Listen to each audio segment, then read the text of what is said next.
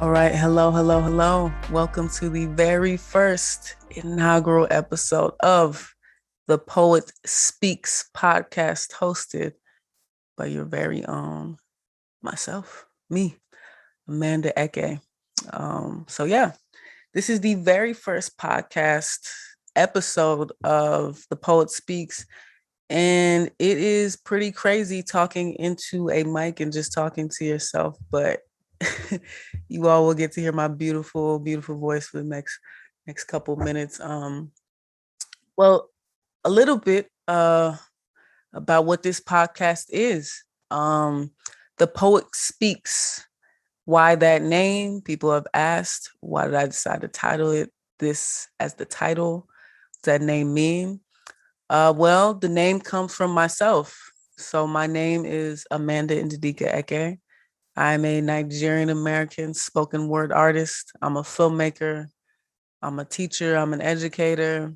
Um, I'm a friend. I'm a lover. I am a person. I'm all those things wrapped in one. Um, it's interesting when you think about your name means a lot of different things to different people. My name originally it's Amanda Ndidika Eke. I've been told it's translated in Igbo. It's the Nigerian tribe I'm from. In Igbo, it translates into patience in the marketplace. You know what? And people always ask me, so you must wait for sales. I'm like, nah, not a salesperson. Don't wait for sales, not at all. But that's what my name means. And it's a lot of power when you speak your name, right? And that's what my name means. Now, interesting enough, how I came into spoken word and writing poetry was my struggle to read. I grew up, it wasn't until I was about the age of 7 years old that I started to actually read. And for those that are in American schooling, any type of schooling, whether you've got kids, whether you yourself remember your schooling growing up, it's at 7 you should be well on your way to being able to read well, speak well, all those things. And I really struggled. I believe I wasn't even able, basically mute until like the age of 3. Wasn't speaking till 3, couldn't read till 7. And best believe my writing was terrible as well. So it was around 7, uh, after some very immense, large setbacks I had and difficulties for the first few years, that boom, all of a sudden one day I began to read. And it kind of came out of nowhere. I was reading, I was one of the fastest readers in my class from what I remember. But no, I started reading at the age of 7, started writing at the age of 7. And for anyone that knows that, it's very hard to be in a classroom. You can't read, you can't write. I felt so much isolation growing up because of that problem. It was really, really bad. You feel very isolated. I felt very lonely.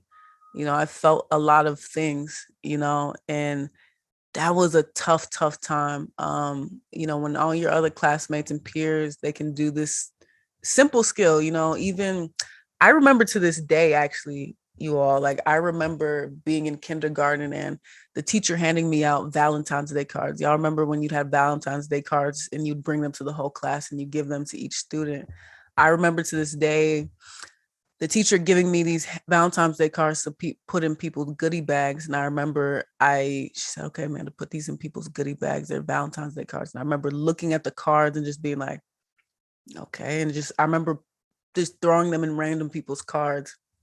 Remember, I couldn't read street signs, all these things. And I just remember that taking a toll on me. But like I said, boom, one day I just started reading, and it's the human mind is so interesting. You never know the reason why you're doing things, the reason why you couldn't do things. And all of a sudden now you can. And I just started reading one day. And that's what the title of this podcast comes from. The Poet Speaks, I gave myself the chance to speak, you know what I mean? And giving myself my voice through speech. And one of the things that really helped me during that time period was adding rhythm to my words. And poetry opened up a door to language and to that isolation and shyness that I never thought, that it became unimaginable. Poetry really helped me, overcome that shyness, overcome that isolation, that fear, adding that rhythm to my words. And after that, after I began reading at that age of 7, I actually published a poem. I was actually a published poem author at the age of 7. That same year I started reading, I actually published, a poem in a anthology for kids. I remember the book, I believe it was called Gifted. And yeah, no, I published that poem, and at that age, I became a published poet. So boom, I titled The Poet Speaks. It's giving myself that voice through speech. Um, Now, for those that don't know a little bit more about myself, The Poet Speaks, like I said, that background comes from me, my speech, finding my voice through poetry, find that voice through hardship. Uh, for those that don't know me, The Poet Speaks originally is my workshop series. So what I've done with The Poet Speaks, what I do with this program, the workshops, basically, I've been able to travel around the world, giving people the opportunity to learn about spoken word through this workshop. Um, so the workshops entail, this Poet Speaks workshops, they entail Igbo oral tradition with contemporary spoken word and poetry. Like I said, I'm Nigerian American. I take a look at Igbo oral tradition, and basically I kind of go to these certain places and I give it to the masses. You know what I mean? I give them a history of what this African Igbo oral tradition is, and I mix it and tailor it with contemporary spoken word, so people can see the similarities, the differences between the two, and see how our indigenous roots are really so profound and ingrained in who we are today, and in the oral traditions of today, the musics of today. And the workshop entails that, and it's also a mix of performance and writing techniques for participants to learn about how to perform spoken word, the importance of spoken word, all mixed in with this oral traditional history. People, when you participate in the Poet Speaks workshop, I teach people how to write better, how to perform choral techniques, how to write stanzas, how to create poems, how to perform your work now as spoken word, all while revitalizing that indigenous history and oral tradition. And it's been, it's such a personal journey, really a mission of mine, to really teach people about oral tradition, teaching people how to use their voice, how to really use the spoken word in a way that's so effective to their own lives. Whether you want to become a spoken word artist or not, whether you're a poet or not, these things are so effective in our everyday lives. How to speak better, how to use your voice through your art, through your writing, all while revitalizing, again, indigenous history and oral tradition. So I started this workshop series, y'all, in 2018, and to now 2021. In that short span of time, I have toured the world with this workshop. I've been to Nepal, I've been to Trinidad, Wyoming in the US, Malta, the US, like I said, all over the US. So I've toured I've given this workshop in NGOs, group homes, Native American reservations, schools, prisons, prisons abroad in Trinidad while on tour, schools for disabled children. Literally, this workshop, in that short amount of time, I've been able to really connect it and communicate this message to so many different people. And it's been quite amazing, honestly. The breadth of experience in teaching spoken word and oral tradition, Igbo oral tradition. I've had students anywhere from 2 years old to the age of 70 come to these workshops, participating and creating spoken word poetry. I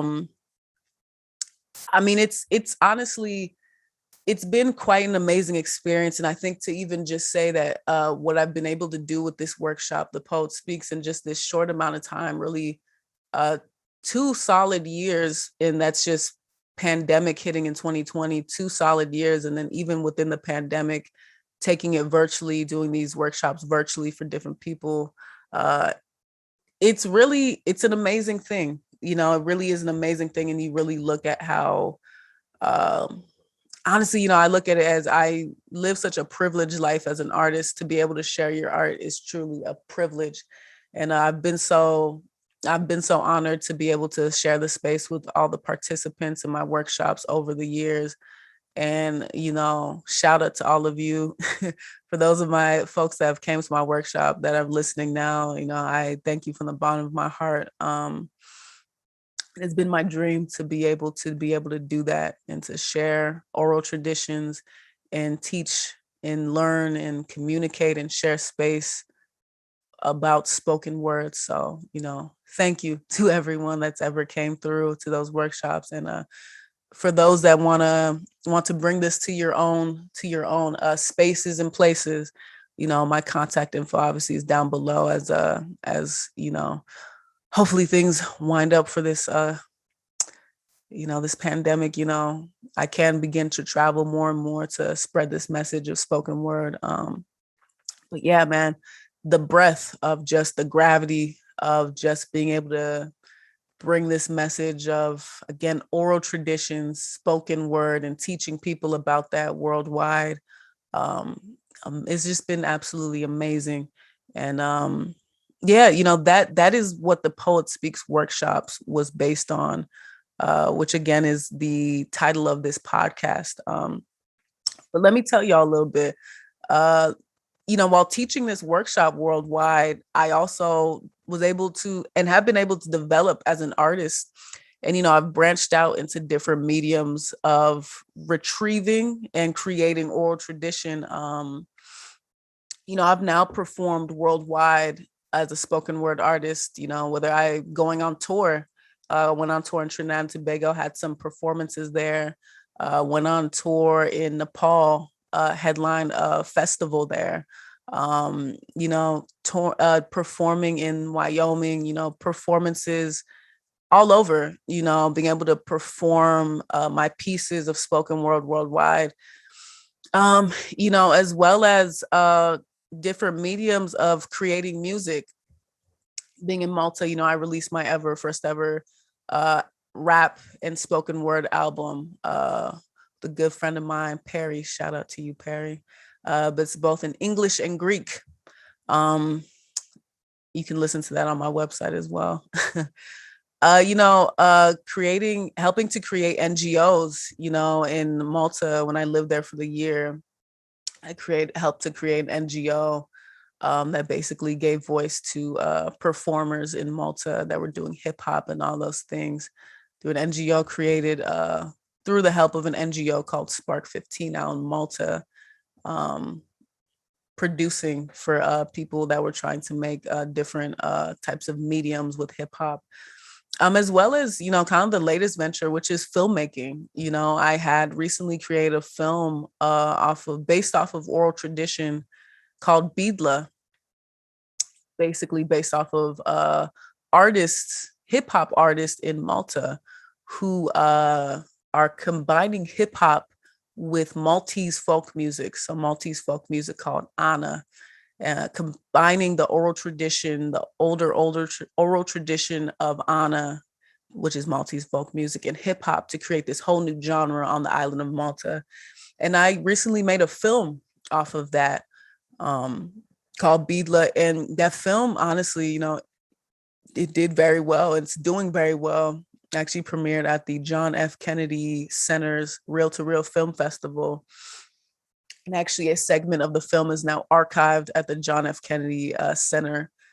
So people will learn about Maltese oral tradition for life. As well as premiered on Loving Malta, which is the biggest media platform in Malta. So that film is doing very well, and also some great ideas for the future of what that film will do. But, I say all that to say, this The Poet Speaks has really opened up the door for so many things for me, in terms of my passion with oral tradition, my passion with spoken word, and putting that into so many different mediums. And these workshops, it really is a really testament to the power of poetry, the power of spoken word. When I was on tour in Trinidad, I remember I did a workshop at the National Library there. And there's a segment in my workshop where I say, you know what, we're gonna put our words to a beat. So this beat in particular is Jay-Z's Hard Knock Life. There was a young girl there, probably I think around maybe 16, quiet as a mouse the whole workshop. When I played that beat, this girl got up and she went hard and she started rapping to Jay-Z's Hard Knock Life, lyric for lyric, bar for bar. She went in. And I remember seeing that and just thinking, yo, that's insane. Like, cause she was really going in, and mind you, quiet as a mouse during the whole workshop, just diligently writing, listening.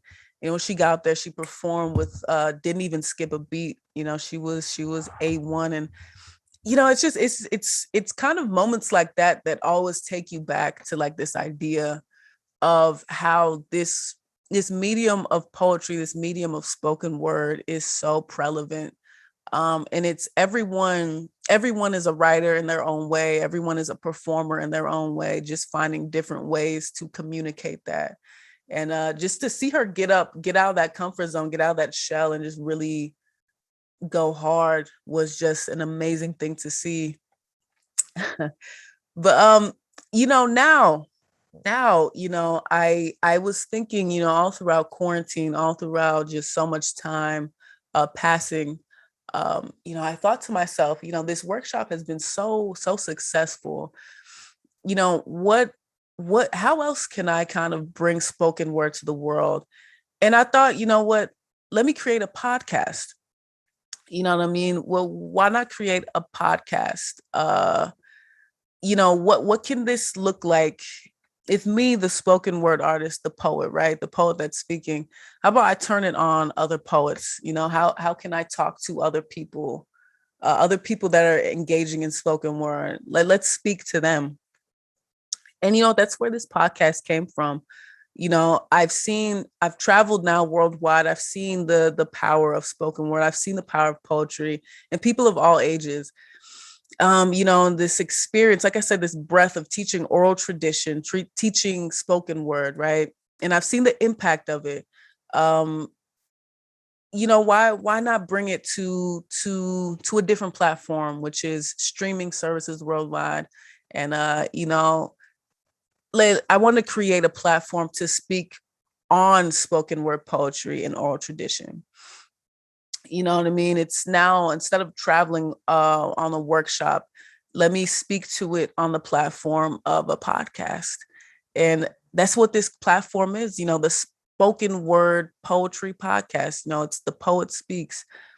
So through the Poet Speaks podcast, the podcast you listening to right now, I will be talking to poets and spoken word artists from all over the world on what the oral tradition, the ancient oral tradition of spoken word, what it means to them and what they are contributing to it. What does it mean in the present now?